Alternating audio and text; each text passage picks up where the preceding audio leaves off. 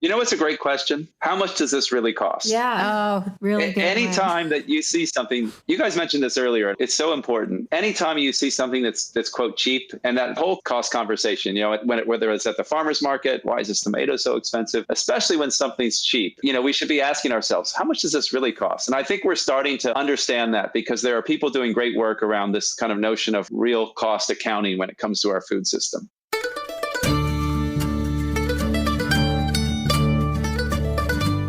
You're listening to the Good Dirt Podcast. This is a place where we dig into the nitty-gritty of sustainable living through food, fashion, and lifestyle. And we're your hosts, Mary and Emma Kingsley, the mother and daughter founder team of Lady Farmer. We're sowing seeds of slow living through our community platform, events, and online marketplace. We started this podcast as a means to share the wealth of information and quality conversations that we're having in our world as we dream up and deliver ways for each of us to live into the new paradigm, one that is regenerative, balanced, and whole. We want to put the microphone in front of the voices that need to be heard the most right now. The farmers, the dreamers, the designers, and the doers. So come cultivate a better world with us. We're so glad you're here. Now, let's dig in.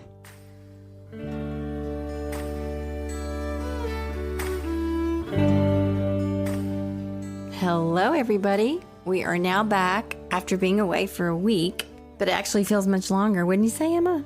Yeah, it definitely feels like there's been a shift in the whole season, even since we were last here recording an intro just 2 weeks ago. I'm getting that very nostalgic back to school feeling that comes at this time of year. It's right when my mother would have taken me to get a new pair of saddle Oxfords for the school year, and I would have been thinking about my first day of school outfit. What do you remember about those last days of summer vacation when you were little? You loved school so much. Do you remember being excited about it? Yeah, I remember being most concerned about who my teacher was going to be or whose class I was going to be in, and then which of my friends was going to be in my class, and if I was going to have any friends in my class. That was almost a stressful time, because what if you didn't have any friends in your class? But it was also really exciting. Yeah, we used to get this little postcard in the mail on the Friday before school started, the day after Labor Day on Tuesday, and it told you your teacher. So we'd immediately get on the phone and start running around the neighborhood to see who was in your class, and sometimes you were really happy, and sometimes you were really disappointed.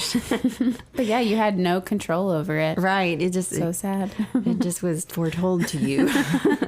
Well, even if we aren't going back to school, so to speak, we are excited about all the things we've got coming up over here at Lady Farmer. If you follow us, you might have seen that tickets are now available for our annual Slow Living Retreat, again online. It's going to be on December 3rd and 4th, which is moving straight into the holiday season, which in our culture is typically anything but slow living. So this year, our theme for this gathering is Embracing Winter. Yeah, so we've got yoga, workshops, as always, the Lady Farmer Coffee Chat, so a session with you and I, just sitting and chatting about, we'll have like a little plan talk, and then we'll have some questions, time to get to know each other better. And we have a happy hour, so plenty of social time to meet other lady farmers. We'll have some live music, surprises, and yeah, all kinds of treats for this retreat. So full details are where? On the website, ladyfarmer.com. We have a full retreat section on the website. And we need to tell them about the almanac and what's going on there. Yeah, so we will have enrollment is opening again for the fall. We've had a wonderful summer season. We're so excited about everything going on there. And also, kind of sad to wrap up summer as always, but we'll be opening again in the fall to a new cohort of lady farmers. Yeah, and we're really excited about our community-wide activity that's happening inside the Almanac this month. Members will be preparing a special locally sourced zero-waste meal for a small gathering, and that could be family, friends, or whoever, or maybe even just for themselves. So yeah, the idea is just to celebrate the season for no real reason other than to celebrate the season and to be outside and to have an intentional shared experience that you put time and attention and love into it. Yeah, and within the Almanac, we'll be sharing our ideas and recipes, our thoughts and photos and all of that, as a way of supporting and encouraging each other to really immerse ourselves in the season and all of its offerings of food and harvest.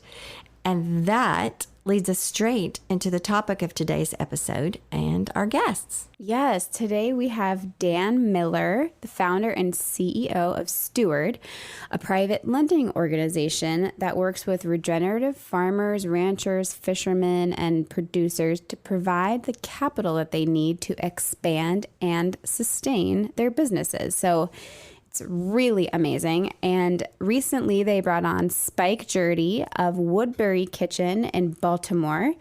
He is a amazing celebrity chef around here. We're so proud of him in the DMV area. You might have heard of him outside our region as well. If you remember the restaurant A Rake's Progress that opened in the Line Hotel in DC a couple of years ago, that was his beautiful brainchild, and the Obamas dined there, and it's just legendary, and Spike is legendary. So we're so excited to have him on the show along with Dan. We learned so much from them. Yes, and as Lady Farmer, and especially here on the Good Dirt podcast, we are committed to spreading the word about regenerative agriculture, which is actually a multifaceted concept that includes numerous philosophies, methods, and even interpretations.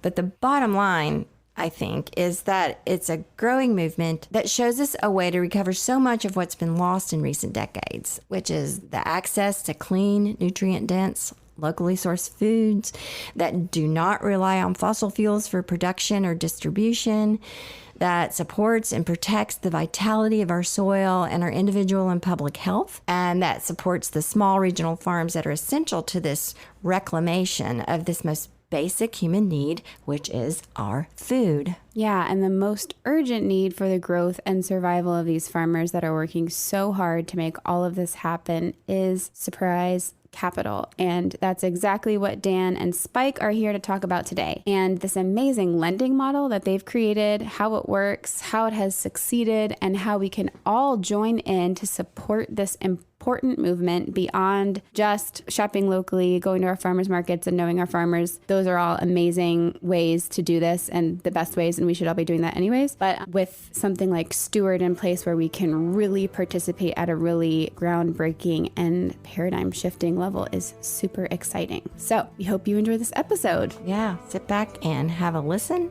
and we'll see you later.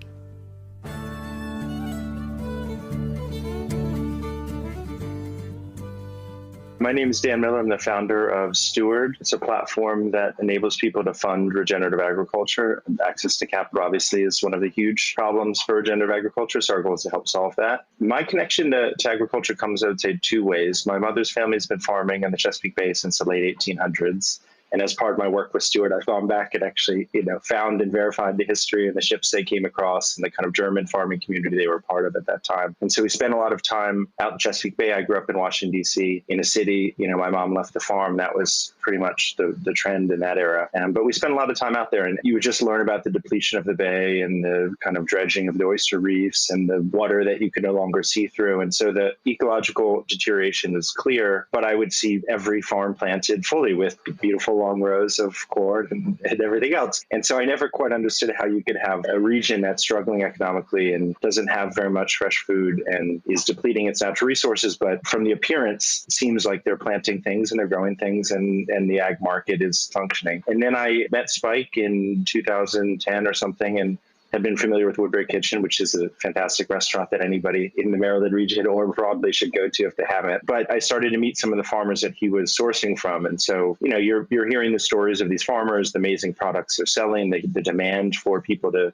buy these products and be a part of it. But none of these farmers had access to capital. And it was surprising to me because the consumer demand has exploded. That's clear to anybody. But that's not actually led to more funding for the farms. So if they want to buy land, equipment, infrastructure, they're still in the same USDA-driven market they would have been a few decades ago. And so kind of the world has evolved very rapidly around consumer demand for agricultural products, but the funding system is effectively unchanged. And so the goal with Steward was to allow those people that are leading the food movement, that are putting their dollars towards local food, to actually provide funding to the farms to help them grow connect the dots between producer and consumer and also deepen the links in the broader agricultural economy. The reality is that these farms are viable enterprises and can do a lot of great things with financing, but you can only take it so far. So the goal is not only to bring capital to farms, but help them be successful, because you need regenerative agriculture to actually be viable economically to sustain itself and grow. But we are seeing opportunities there. Yay. Awesome. Yeah, so exciting. I have so many things to comment, but Spike, you go ahead. So a couple of years before I first met Dan, my restaurant career had kind of taken a turn. I was previously working with my brother in a number of restaurants here in Baltimore, and our partnership was kind of ending. And one of the reasons was I was really becoming interested in sourcing from local farms. And I wanted to start a restaurant that was basically about that. And he didn't, which is fine. We started Woodbury Kitchen in 2007 with this kind of more of a question than a concept, I think, which was like, what's the best way to do this? What's the best way to feed ourselves? What's the best way to participate in a food system? And over the course of the next few years, we started answering those questions. One of the answers that we landed on was we need to get more money back to growers. Like the growers that I knew were doing amazing things. A lot of them were just getting started. Some of them have started and have continued over the course of Woodbury's existence now, going on 15 years. I think in a relatively short amount of time recognized that part of our quote job was to like return value to growers. And we started to kind of shape the restaurant, what we served, how we kind of wrote the menu, what we served from the bar based on what we thought could get the most value back to growers. That started to mean like we even were excluding things from our menu that didn't do that. We stopped serving citrus kind of famously because obviously there are no lemons grown in this region in Maryland, but there are plenty of other sources of acidity and sourness for our cooking and for our beverages. And so we kind of approached it like that. And we just like any way that we could find to support growers. And we came to realize that economic support was the main thing that we could do. You know, you can Instagram or, post to high heaven, but ultimately growers need to pay their bills. And as Dan said, these businesses can be viable when they find the right support. And the products are second to none. The work ethic is second to none. And I just felt like our role could be like cash flow. And we not only kind of shaped the business of Woodbury around that realization, but we created businesses to continue that or to expand upon that. So our little coffee shop Artifact is built on the same model. We started preserving and canning because our needs as a year-round restaurant didn't exactly overlay with the growing seasons here. It doesn't take a genius to understand that preserving is going to be part of the approach if you're really serious about sourcing locally in a seasonal region like we are here. And so the one thing that I was hearing from growers over and over again is kind of what Dan referred to is like, as much as we could do around cash flow, the other thing that most businesses will need at some point is capital to either expand or to become more efficient. In the case of growers, that might mean mechanization. It might mean things like walk-ins or buildings and things like that. And that was something I couldn't really help with. That was, our focus was on running the restaurants and buying as much as we could, but I was neither a lender nor did I have the wherewithal to address that very clear need. And so along comes Steward, which is doing exactly that. And one of the things that's most special about Steward is that it is focused on the needs of these growers. There is a huge structure and framework and history of governments and banks being supportive of giant farms, of commodity farms, but little or few examples of the kind of work that Steward's doing that is directed and kind of, again, scaled and understanding of the realities of these more human scaled farms. It's incredible. Yeah. We're just thrilled. And I have so many things to comment on, but so I'm assuming you were out loud about what you were doing with your customers. Like, we don't have lemon for your drink because, there must have been an educational component to this whole thing you were doing. Or was there? Or did they just figure it out? Or how did you be out loud about what you were doing?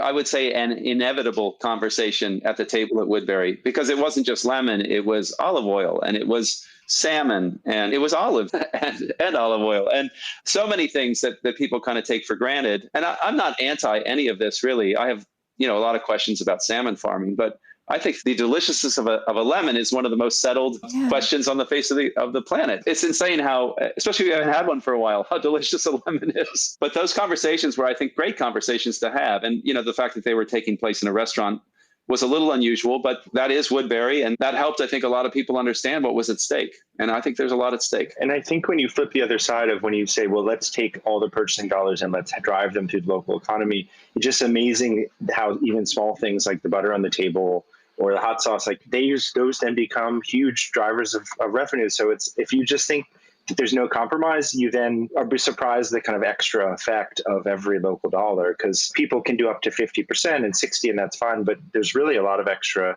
ability. I mean, the Verju with the kind of citrus alternative, I found always fascinating, that, developing basically a new product line for local farms that otherwise doesn't exist, but could have much broader applications throughout the region if people followed the same methodology. It's amazing. It really seems, the whole Steward, the companies, to me, it seems like too good to be true, almost in like, duh, and like, how come this hasn't happened yet? So can you explain a little bit, maybe Dan, exactly how it works? And maybe like some of the issues, that the biggest issues you've run into, because it's really just like, I'm like, why isn't everyone doing this? Sure. Yeah, it hasn't happened because the regulatory and technical aspects of it are very complicated and are designed to be so, in the sense that there's a reason large money goes to large. It's simple and easy. But the way Steward works is we have an entity that's a lender, Steward Lending. It provides a loan to the farmer, and then users on our platform, customers of the farm, buy a piece of that loan. So basically loans we're making that people buy in pro rata shares, little as $100, some people putting tens or hundreds of thousands of dollars. But it's really people who are aligned in values, regardless of what they're putting in, who buy into the story of the farmer, who want to see them grow and succeed, but also receive, a reasonable return. Most deals are between 6 to 8%, and that fairly compensates the funder. So it's a completely alternative private market, in the sense we have us, individuals, and the farmer. We come to the agreement on the deal and the terms, and we put it out to the broader market. We're not reliant on banks or third parties. And that's the only way this works, that it's completely outside of the system, and there's no sort of formal authorization around it, because anytime you're working with banks and other institutional providers, you're bound by their restrictions. And the restrictions are that they will not support this type of work. It's too high risk, it's too unknown, it's too small, it's everything they don't like, it's variable.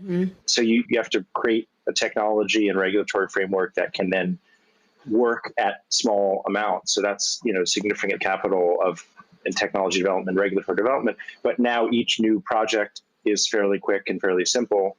And we're now raising, $700,000-800,000 for farms, whereas a year ago we were raising 25 and 50,000. There's immense demand and interest. And I think people's reaction is what you said. Wow, what an opportunity to be able to actually support the types of farms I hope to. I should be able to do more of this, and you should be able to do more of this. More of your money should be able to be put into the local economy easily. It's not for many other reasons, but very overly burdensome regulation. So I find the issue the farmer faces are the same issues in finance, of just really heavy regulations that are built for large organizations, and applying those at a small scale is very challenging, very costly, and it pushes people out of the market.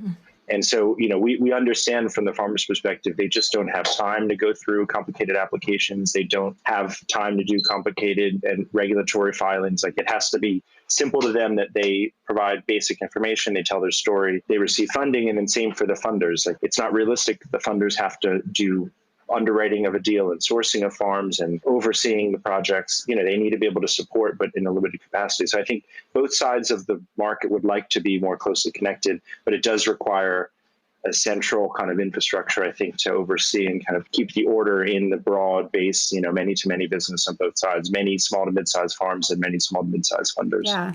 Yeah. I mean, how many CSA farmers do we know that work so hard dawn to dusk and afterwards, and they're just working and trying to make it work all the time, trying to come out ahead. Some of them not, some of them quitting. We've known people very closely. They gave it up, too much work and not enough return. And at the same time, they go to farmers markets and so forth, and people show up and say, gosh, why does this cost so much? Why is it so expensive? And also something that's frustrated me in the past is the message, like on social media and stuff. You should go to your farmer's market to support your local farmer. Almost like it's this quaint thing that, we need to help them out by buying the tomatoes, even though they're a little more expensive, that kind of thing. It's like, no, you need to support your local farmer, because that is the food of the future. That is our sustenance. And it's not like, well, I can always go to the store and get the things from California. That doesn't really matter. It does matter. It matters in a really huge way. So one of the incredibly encouraging things about what we're talking about in your organization is you're giving these farms real lift. You're really, really putting wind under their wings. And it's not just helping them keep their head above water. It is lifting them up to make the infrastructure changes and the process changes that they really be able to join this movement in a big way. That's important to all of us. And to get them to viability. Yeah. And Yes. that's the part is they've never had access to funding. So they can't even kind of envision what that may look like. Like they never, ever have any labor at all. Mm-hmm. They barely have the right equipment or nothing at all. So, then they get the funding. It's like, well, how can you get to viability? What type of revenue? What type of value-added products? Like, what's the mix of business that you need? And we're still proving that out. We're still learning that. Farmers are still learning that. I mean, it's hard regardless, but we're finding like direct sales and value-added products is where it seems to work well, and that's how we try to guide farmers. Margin and removing the intermediary. So you do have this other aspect of the business that does help the farmer know what to do with the loan and how to organize themselves, or is that coming? Or it's become a part of the business because you just have to do it. So, you can't just passively fund a farm and hope that 5 years down the road it will be working.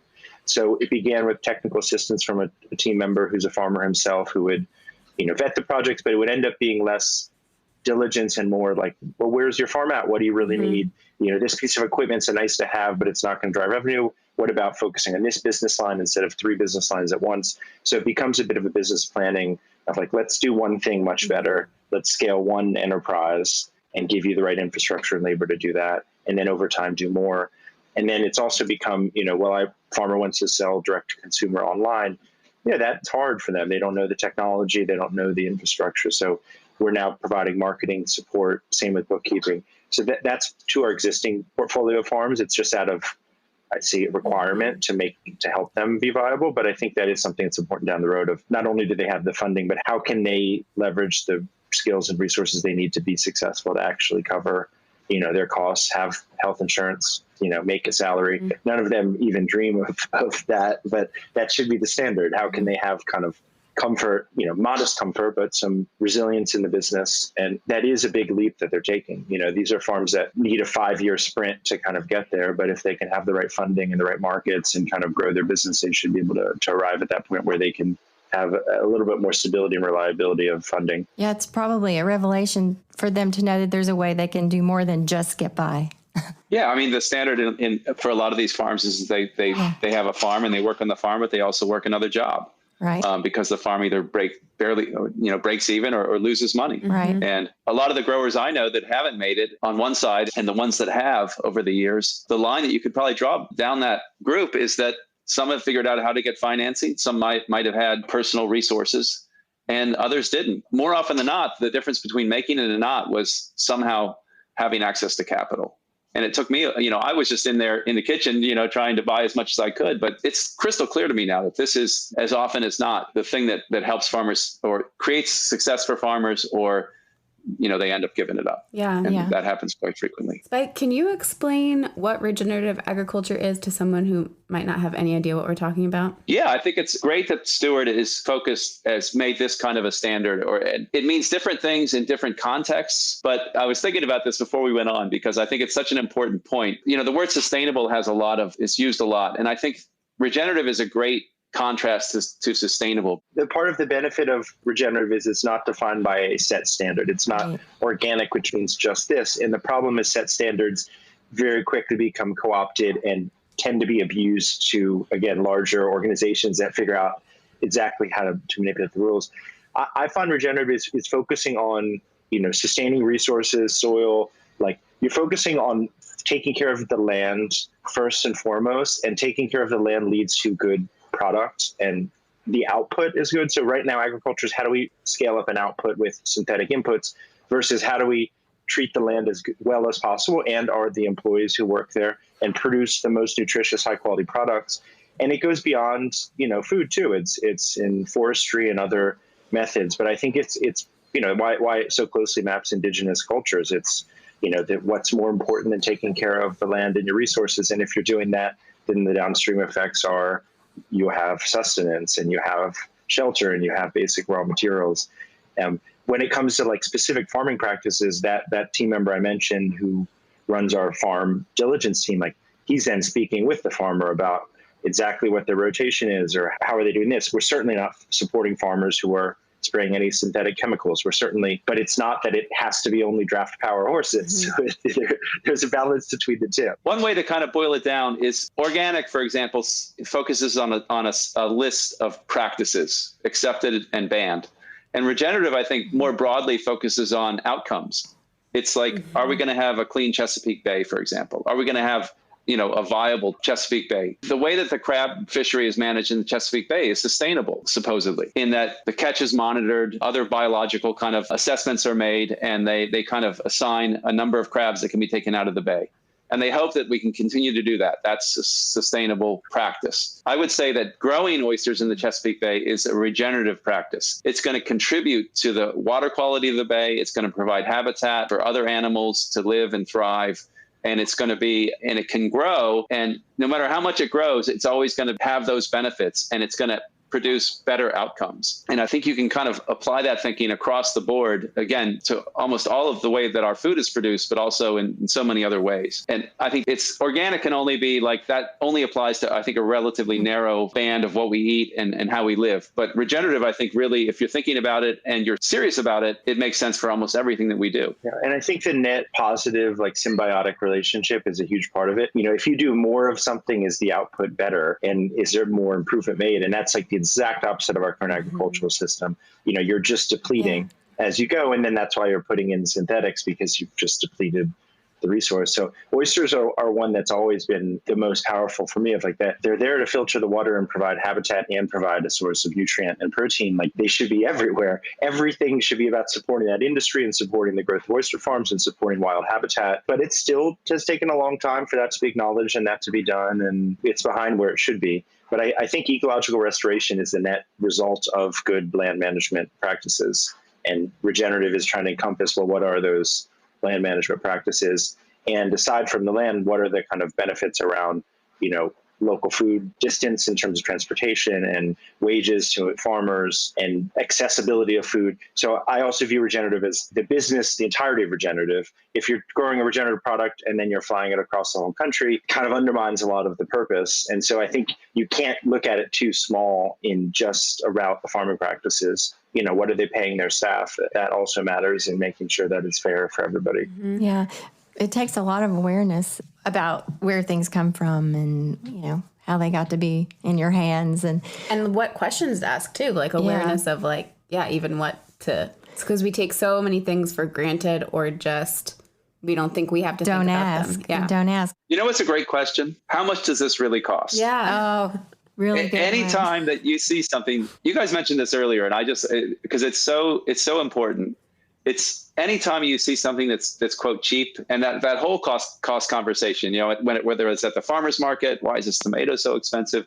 Especially when something's cheap, we should be asking ourselves, how much does this really cost? And I think we're starting to understand that, because there are people doing great work around this kind of notion of real cost accounting when it comes to our food system. And I'm starting to see numbers that are like, for the $1 trillion that we spend on, in our food system every year in this country, we're probably costing ourselves around $2 trillion if we can put a number on the environmental cost of how we grow and process our food. If we can put a number on the health costs of what it costs us when we eat this food. We're starting to understand, before it was kind of an abstraction. It's like, this cheap food there's a cost associated with it that's externalized onto our health system and onto our environment. And now we're starting to understand we can put dollars on it, and it's a lot. Yeah. We started out with Lady Farmer as a sustainable apparel brand, and we produce a line of clothing and have since supported other sustainable brands by selling their things on our website. And we frequently get the question, why would I pay $200 for a dress when I can go and get one for $20? And the answer to that question is, and I've said this before on here many times, if you're a regular listener, that dress did not cost $20. And when you are choosing to buy something for the least cost that you can find, then you're supporting a system that keeps many, many people down the line, people, environment, whatever, down. That is not regenerative. That is not sustainable. that is degenerative. So, we've been talking about the term regenerative, teaching people to think in those terms. We were just talking about this on a podcast, the one that's coming up this week. In fact, like if we can direct our consumer decisions on just that, what is going to regenerate life? What is going to help whatever this is, a food or a piece of clothing or a beauty product or a cleaning product or whatever? What is going to be something that will help the next generation thrive and grow and not take away from it? Yeah, fast fashion is as bad as fast food. I mean, they're very, very, a lot of the same, super high waste. There's a lot of questions in the labor model that happens across the board. And 100%. Yeah. And we've been trying to we've been talking about that for the 5 years since we began. It's very much the same trajectory. The awareness on the food is a bit ahead of it. I'd say like maybe 10 years. But it's the same economic, system that creates it. And so it's the same in every industry. It's extractive, and the country was founded on extraction, basically. So, it's just impermeated everything. It takes a lot of effort to go outside of that. But yes, if you do ask for full traceability, if you don't know where it came from, it's worse than you think. And generally that traceability ends very fast. You can't even get 2 to 3 steps from where it actually the source was. Yeah, there's a reason for that. Yeah, absolutely. So how do you think then that we can make these ideas more accessible? Because they are sort of, Spike, it encourages me to hear you say that you think people are more understanding of it. I'm curious as to why you think that. But also for people who, it is sort of a cerebral concept in many ways, and it takes a lot of thinking and lots of hoops and lots of questions to ask that takes a certain amount of education and awareness and knowledge, and all of these things in many ways are inaccessible to a lot of people. So how do you guys think we can make this a more accessible area? More palatable too. Like it's hard to convince people to pay more for things. It just is. Wow. There are so many challenges to when we say this in this question, what do you mean? What is the this? Like to make this more regenerative? Is it like the and regenerative, let's call it regenerative agriculture, like changing someone's buying habits basically and what they're gonna care about. A regenerative mindset to your consumer choices. Yeah. I'll say what's worked really well for me is twin forces. One that I was drawn to, and that's much more positive. And that is what you see, taste, feel, hear, smell when you go to a farmer's market. You hear and experience, you feel the community, you feel that you feel like you're in a place with other people, and it feels really, really positive and great. And of course, then you're tasting and smelling delicious, fresh food that's been cared for from the second it went in the ground. And so I was drawn to that. I think I was so drawn to that I started a restaurant that was basically trying to express how great that whole world is and how great it is to be a part of that world. And I didn't really have I wasn't able to articulate why I was so drawn to it. I just was. And I think anyone that goes to a farmer's market participates in a CSA, goes and visits a farm in their neighborhood, whether they're in a city like Baltimore, which has incredible farms all across the city. We have amazing urban farms. And then you go out into the countryside. And if you know where to look, you can find incredible human-scaled farms in Baltimore County and across the state. And so to allow yourself to kind of be drawn to that, go to an orchard in the fall and pick apples and have some cider and just participate in what's going on around you. And you'll be drawn into that. And I think one thing will lead to another. And you'll go from farm to farm, from product to product. You'll be overtaken by how wonderful it is. And as a chef, flavor is very high on that list for me, because the produce that we get, for example, is like I said earlier, second to none. The other thing is an awareness thing. And it's as soon as you kind of start to understand what's really happening, the vast majority of our food now comes from giant corporations. And it's not just one corporation. It's not like that I'm just buying food at Walmart or McDonald's in a given moment. It's that whatever that food product is, it started, actually before it was ever planted or even thought about. It was a giant corporation that was probably providing the seed and the pesticides and the fertilizer. And then that entire chain that goes from a lot of times mega farms that are growing it, and then processors of giant multi-billion-dollar corporations that are turning it into food or moving it around or ultimately retailing it to us. It's just, there's never a moment where our food is out of those hands. And when you find out, as Dan said, if you don't know something about, where your food came from, for example, then it's probably worse than you think. And when you start to actually find out those stories, if you read the reporting on Civil Eats, for example, or you'll be kind of repelled. Mm-hmm. So the twin forces I'm talking about are like, be drawn into your local food system, be drawn in by the deliciousness of growers that are around you are doing, and other producers, small scale brewers, for example. Allow yourself to kind of just be taken in by that, but also make yourself a little more aware of what's going on out there. And I don't know what story is going to flip the switch for you. It might be environmental. For me, it was largely Woodbury became an environmental project in a sense, because I was so concerned about the Chesapeake Bay, and it wasn't hard for me to connect the dots between the way that we were eating and what was going on with the Chesapeake. That large-scale chemical-dependent agriculture was really having a profound effect on this thing that is essentially, what people know about this region is that it surrounds the Chesapeake Bay. It can feel overwhelming because there's so much going on, but those two things, this force that just kind of pushes you away when you find out what's going on with industrial-scale food, and then the wonderful embracing qualities of generally what you find at a farmer's market or at a farm. I don't know if that's because it is hard to sort through it all. Yeah. No, I love your identifying like a thing that kind of hooked you and drew you in. And it does kind of get under your skin, so to speak. I mean, once you start this journey, if you will, you don't want to go off the path. It's in you. You have to continue in that direction, and to the point where people start calling you extreme or whatever. But you identified that moment or the one thing you learned that really hooked you in. For me, I think it was when I learned some things about glyphosate Roundup, particularly that in, I think, 2011, it was patented as an antibiotic. And now there's 4 billion tons a year of glyphosate put on our food that's processed and marketed in our food system and distributed all over the country. I think that's really, really alarming. And it's obvious that, there are a lot of health problems in the public, particularly over the last year. And I'm just wondering, when are the powers that be going to start connecting those dots? I mean, they're connected for me in my mind. Well, they're connected for them too. It's just not in their interest to go against those organizations. And I think I think it's also twin force. I think the positive is you have to prove viability of these enterprises to succeed and grow and make more of them. There have to be way more farmers and way more service providers to these farmers, because it can't be just the farmers market. Everything you're buying, you have to be able to have a good option, a quality option. And that's not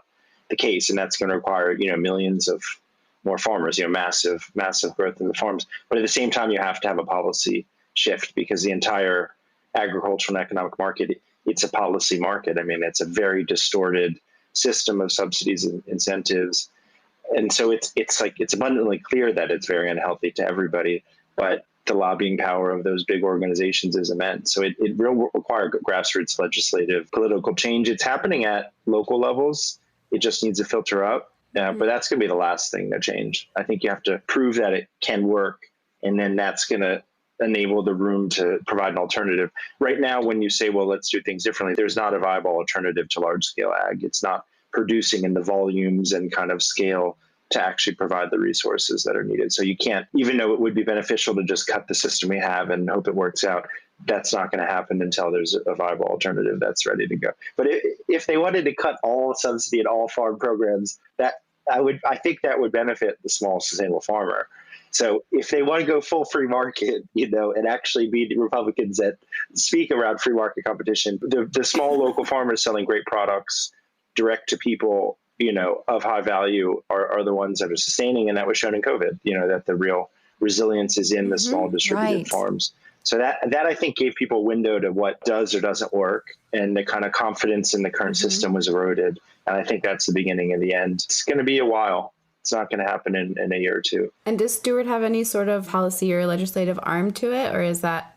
Nothing's outside the scope. So that's. I don't think you can. Yeah. I don't think you can be engaged in regenerative agriculture without being aware and thoughtful about policy, because that is what creates the market. That all the systems that exist in agriculture are shaped by policy, but changing that is hard. So we do have a team member we brought on who was a farmer himself and then worked on Capitol Hill. So he's a perfect mix of policy wonk and agriculturalists. We're working on some different changes on some programs. I think my best interest in policy is like, what are small changes to existing programs you can make to start to move things positively while working on the kind of much bigger legislative changes that are going to take time and probably voted down for a long time. One program that we're focusing on, it's called the Aggie Bond program. It allows tax-free interest income on loans to small farms. Like, amazing idea. No one's ever really used it because the implementation and design of the program is not very flexible. So we're trialing a few of those loans to farmers in Washington State. It means you'll be able to bring down the cost of capital for farms, which is a huge positive impact. And it's taken a lot of backflips to make it work. No other lender would go through it. It's just not worth it. And then that example we're going to use to then go for legislative push of, what are the small tweaks in that program that could be made so that every state has it available and it's used. And that would have a big impact. So I think it's a lot of small, like regionalized, state level, local changes that will push it. But the big federal work is like, oof, that's hard to even influence, even to have an idea what's actually the conversation happening behind closed doors. That's a tough thing to break. Well, I think something you just said a few minutes ago is super interesting. You said right now there's no viable alternative to the current big agricultural industrial system. The irony of that is, and what you guys know, the alternative to it is, of course, small, locally accessed food, because the big thing is the opposite of all of this. It's like, the food has to travel. It's grown in mass. It's grown with chemicals. It's like the big scale of it flips the whole idea of local, nutritious, community supported food on its head. So it's more than just looking for an alternative, is actually dismantling. Yeah, I agree. And when I say a viable alternative, I don't mean that type of agriculture is better. Yeah. I mean, just the sheer numbers and volumes of farms and production that needs to exist is basically been displaced, has been undermined by government policy. You wouldn't have had that many farmers go out of business and consolidation without subsidized financing and these other programs. So they kind of distort the market, squeeze small farms, and then they say small farms can't compete. It's like, well, obviously they can't compete if you've created a system to squeeze them. Yeah. But in reality, yes, I'm positive, even if it looks bleak. I mean, more than half the farmers we work with are not from non-farm backgrounds. The idea that non-farmers are going into agriculture is like, that's a huge change. So it's happening, but it's going to take a lot of effort. I think the place to start is a level growing field, and I think that's where Steward is so crucial. It's not like farmers have ever been the ones to ask, at least the ones that I know, have ever been asked for anything more than just the opportunity. And as Dan said, the opportunity for so long in this country has been distorted. And if we just leveled the growing field out, so that the farmers that we work with who grow the nutritious food, grow the tasty food, grow the food that doesn't impact the environment the way that we're doing it now does, it would be a start. Yeah. And I think a lot of growers are not asking for much more than that. And Steward is a piece of that, because Steward comes along and says, you can access capital in a way that's suited to you, the way that big farms have had capital programs that are suited to them. That's a huge step in the right direction. Do you guys have any favorite stories or one particular Steward success story that you can share with us?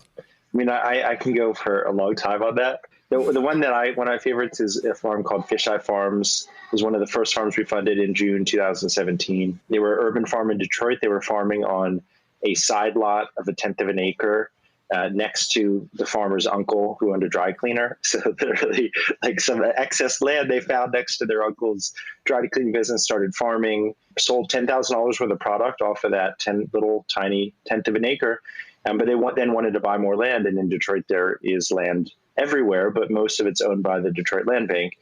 And the land bank was unwilling to sell them an acre of land, even though they have 10,000 acres of vacant land, because they're a farmer, and I don't know why, but we came in, provided the funding that the city was comfortable to sell it to them, sold them 18 lots, so about an acre and a half.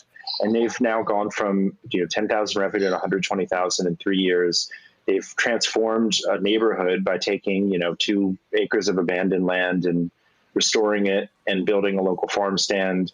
During COVID, they switched from restaurants and local farm stand to 100% direct local sales, started selling other farms' product, became a weekly pickup at the market at their own farm stand. So they're just the kind of pillars to a community in a food desert, providing fresh food, now even growing green tomatoes for local Black residents and even adjusting their products even to suit the local communities and proving viability. I mean, 120,000, 10 times revenue growth in 3 years is massive for any enterprise. And I think that's what I've seen. The demand is incredible for these products, but they can't get their production up. They just don't have the equipment or labor to do it.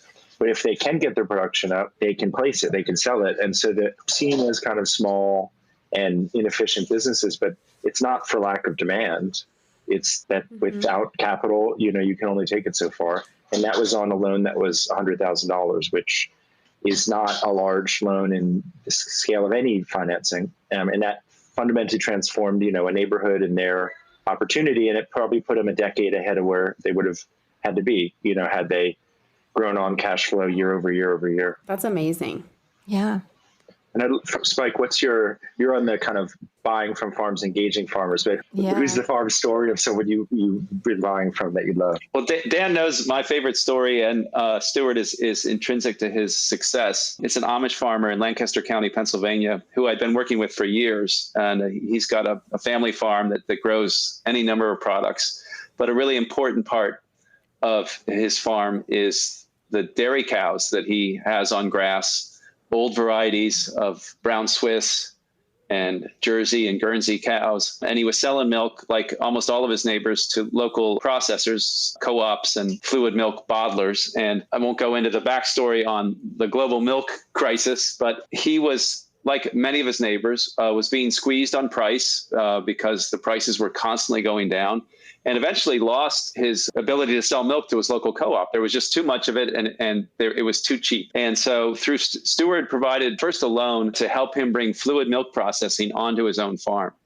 And just the way that this Amish farmer's life and his ability to farm kind of intersected with Stewart's ability to bring, what is really a cutting edge platform to his service was, to me, mind blowing. This is a guy that doesn't even have a phone in his house. Reaching him, I'm kind of waiting for a call because he has a phone in his barn, and when he calls, you need to pick it up because otherwise you won't get to talk to him again for a couple of days. But that's not even the best part of it. The best part of it was that he's gotten this processing equipment in place and it's ready to roll, and he's ready to start processing his own milk for the first time ever. And he can't navigate the regulatory system that would allow him to get his grade A license. And I felt powerless to help. And the guy that Dan referenced earlier stepped in with his experience in government and his ability to just kind of navigate government agencies. And through a process that I'm still a little bit flabbergasted by, he got the right inspectors to show up at the farm and got the inspections to happen. And I happened to be there for the last one. And the proudest moment for me was when the inspector literally just wrote down this farmer's approval number on a slip of paper. I was like, "That's it?" And he's like, "That's it." And I just held the slip of paper up and took a picture of it and sent it to the team because, not only the improvements to the farm that are going to allow Omer to continue to milk cows, which is, as I said, a crucial part of how he supports himself and his family. But getting that final approval for him to do that, which I didn't know how it was going to happen. Months went by, and I would check in and I would say, like, "What's going on?" And he would be like, "Well, it might be next month." And Stewart and the team there got it to happen. And I don't know what the alternative for me is, like that it doesn't happen, and that we lose this really great farm and this great product. So wow, that to me was like And that I happened to be there. I was really I didn't get it to happen, but that I was there, and it happened while I was there, and I could send that picture of that, just that handwritten. He can now sell his milk anywhere in the country because he has that inspection. Wow. And our focus at Stewart, as Dan has made clear, is like not only the growing and the products, but getting it to market, connecting with those markets. And this is a great example of value add because Omer had milk in a tank, but nowhere to sell it. Oh my gosh! And now he can. And what do you do with his milk? Recently, it's been butter for me and cheese. Mm-hmm. As he gets it into bottles, we're now ready to start. I've been working on the label with him so that we can get the label approved and get it out there. We'll use it. I can't wait to use it in our coffee shop because milk from grass-fed cows is, if you love your macchiato, your cappuccino, your latte, this milk it's transformative. And then I hope to get it. I'm equally excited to get it in front of other chefs and baristas that I know. And I think it's just great to work with. And that's, it's one of he has a pasteurizer that he bought with a Stewart loan. That's a amazing. separator, a pasteurizer, and now he has bottling equipment. Yeah. I guess it's really complicated for you in the restaurant business to get into raw milk products. I guess that's just inaccessible, huh? I think the more accurate word would be illegal. Yeah. I guess for a restaurant, there are. You're just not trying hard. There are legal ways for. Yeah. I bumped up against, and I agree with Dan that a lot of those, it's not just on the finance side. It's, a lot of these laws are in place, I think, for the benefit of larger operations. And, it seems to me that wherever the kind of industrial food system can find a way to put a little barrier in front of smaller producers, they'll do it. Yeah. And I think some of the laws around raw milk and other processing, some of the laws we have around things like E. coli, which never happens on a small farm. A lot of like E. coli in beef has been exclusively the domain of giant producers who have these processes that kind of lead to that consequence. Yeah. You guys know that, but for the benefit of our listeners. Yeah. Well, we're a part of a cow share in Virginia, actually, because we can't do it in Maryland or DC, but it's raw been a milk journey. Is life-changing. Yeah, it's been quite the process. It's like drinking a milkshake. Do I have the cow share for you guys? If you are into raw, and we visited a farm with a group from Steward a few weeks ago, and I saw Regenerative at its far end of the range, down south of Charlottesville. I can send you it's another world. That's amazing. Yeah, we need to do a farmer exchange. I have people over here on this side of the city that you need to know, or if you don't already. That would be great. Yeah, always. I have a suggestion for your restaurant. I do too. Ice cream. Okay, that's I was going to say kefir. Have you discovered kefir as a... Yeah, absolutely. And it was part of Omer's, the farmer I was talking about is obsessed with that. Yeah. As soon as we get the milk going, I think that is something we're going to explore. We in our family are also obsessed with it. It's amazing. I feel like this whole thing has been a pitch. You don't need to pitch us. But I do want to hear to someone who might be listening to this and thinking about, I would love to invest in these projects. How does that work? What is that like? And then what do they get a return on their investment? Talk us through that. The journey of the lender. Sure. Yes. So they go to the platform, gosteward.com.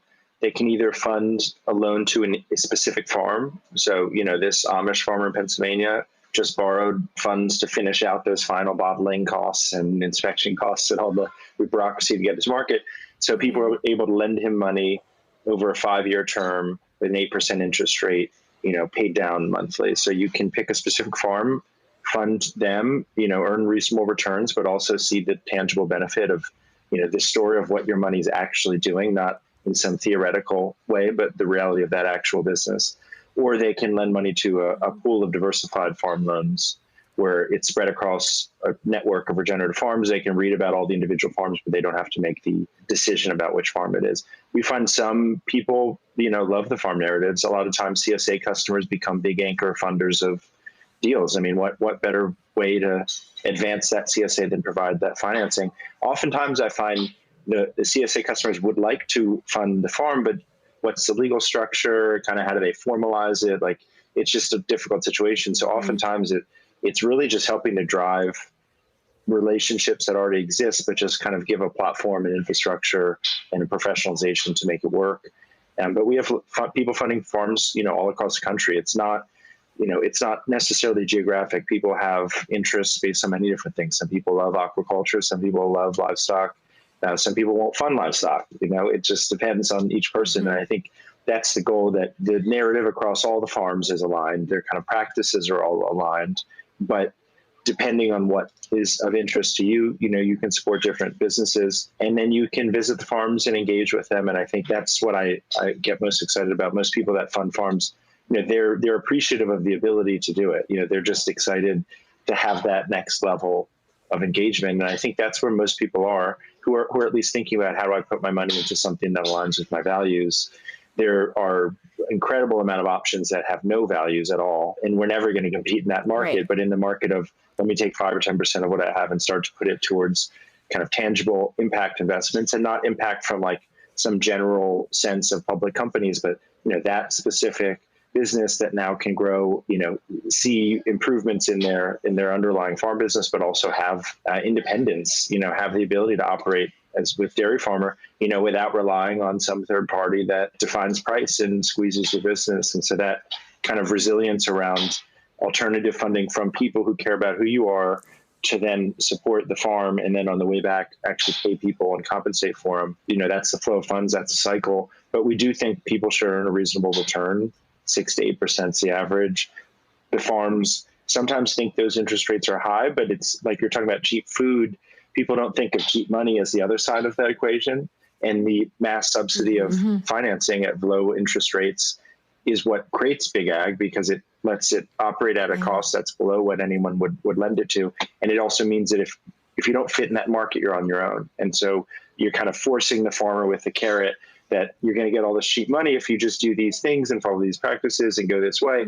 If you're going to be outside that, that is a challenge. And that's the farmers we're working with. I mean, they're operating on whatever they have. Sometimes it's very little. Sometimes they luckily have some savings or capital. But what they can do with financing is really amazing. It's just really transformative for relatively small amounts of, loans of tens or hundreds of thousands of dollars, which are kind of ignored in the American financial system, but can have like a fundamental impact on a whole community. Yeah. And what happens if they, do you ever have farmers fail and they can't pay it back? How does that work? We have not had it yet, but even one current example, we have a farm that needs an additional working capital loan mid-season. Like most farms, managing operational capital is very hard, particularly pre-harvest. And so that's when we're stepping in to provide more funding to a farmer to help them continue their growth in a circumstance where they're running tight on cash flow, as they have lots of chickens out that they're ready to sell and lots of things to harvest. Our general view is, we have that farmer I mentioned and a network of other ag experts who stay in touch with the farm, who can kind of build that trusting relationship with the farmer around how's the business going, what challenges are you seeing, where can we help improve things, and then work with them to resolve the issue. Do they lose a market? Did they lose a customer? Were they just too tight on financing? If it came down to a farmer wanting to leave and not being able to farm, then we would want to find a replacement farmer to step in, take over the operation. There are a lot of farmers out there that would love to step into a functioning farm as opposed to having to do it all themselves, which is backbreaking work. But we try to be as positive as possible, but we also want to make sure funders are protected. But we're communicative to our capital base that this is the farm, this is the reality, here's a challenge they're seeing. And so I think it's really just the adverse lender relationship is often when it's just like an institution who's got no flexibility and not interested in anything other than recovery of funds. But if you consider yourself actually invested in the success of that enterprise, hoping for them to do well, and you can provide some flexibility, there's often an easy resolution. Most of the times I find the problem with these farmers is short-term cash flow. They're running tight always, and there's variability in their business.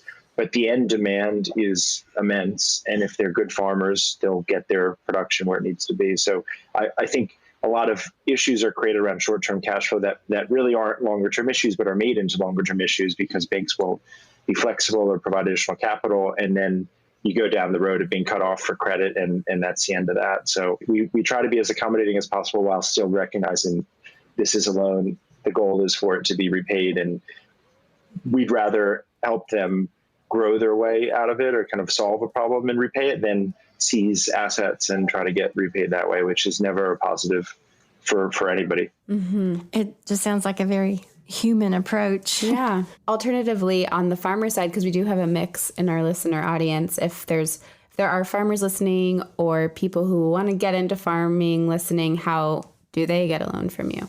I mean, the short answer is go to gosteward.com for growers. It's an amazing platform. And for a lot of growers, the application process starts there. One of the great things I recognized very early on in my work with Steward is there's an incredible team that is making it happen for farmers. And gosteward.com is the best place to start. I've also heard, in the conversations we have at Steward is very much about helping farmers get to where they can get. For folks that are just starting out, it might not be the best place to start. Steward, the vetting process that I've seen kind of happens in two areas. It happens on the agricultural side, and they have incredibly knowledgeable people, especially the ag lead that Dan was talking about. It's not that he needs to have, what a small scale farm does explained to him. He actually knows that inside and out. He's going to understand where your farm sits in regard to what it's doing, what it's capable of, maybe the improvements that need to be made, whether or not the use of the capital that's being discussed is the best use, or it's going to get the farm to profitability or improve its prospects. And then there's the financial due diligence that happens as well. So the experience that I've seen at Steward is that they're working with farmers that have a little bit of a track record, that have, kind of a product already in the marketplace. And the question for them is like, how do we achieve kind of financial sustainability, viability, and how do we grow to kind of help, to ensure that. But one of the cool things for me is, I've been able to have these conversations with farmers for years now about like buying their products. But, by definition, that was a little bit limited to the farms here, in kind of the Chesapeake watershed. And if I traveled, or if I was a little bit beyond, or obviously I can only buy so much, but now I can have a conversation with any farmer anywhere about, the other side of this equation, as we've been talking about, which is like, there's this really great way for you to get capital support for your farm, and it's called Steward. And I'd love to connect you. So I've been limited in the past because we could only buy so much, and we were only buying really from farms in our neck of the woods. But now that conversation is, with everyone that I meet, essentially, because I think it's such a great, tool to have in their toolkit. Yes, I feel the same way. I'm so excited. What does the good dirt mean to you? I think in this moment, the good dirt in the literal sense is something we need to be focused on. And I would say, if you go back to the 1930s, soil was something that people in this country, that the U.S. government took seriously as a precious resource. And I think we've lost sight of what soil as the basis for agriculture should mean in the connections with the way that we eat.